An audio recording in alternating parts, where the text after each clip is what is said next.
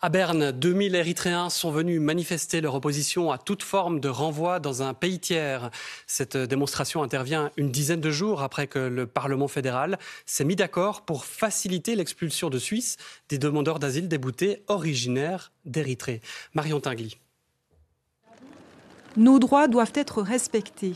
C'est aujourd'hui à Berne le message des membres de la communauté érythréenne opposée au régime.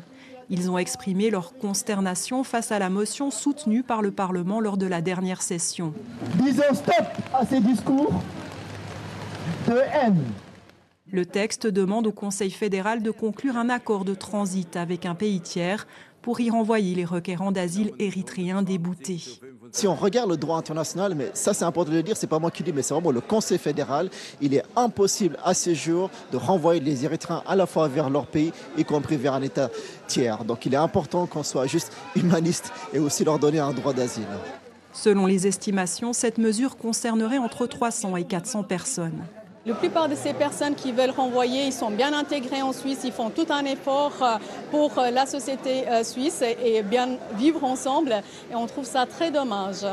Cette motion a été adoptée après des affrontements au sein de la communauté entre pro et anti-régime. Mais les manifestants se sentent discriminés. On trouve que la droite s'acharne sur les Érythréens depuis quelques années. C'est contre-productif pour l'intégration des Érythréens en Suisse. Depuis plusieurs années, le nombre de demandes d'asile déposées par des ressortissants érythréens recule. Plus de 8500 en 2015 contre 420 en 2022.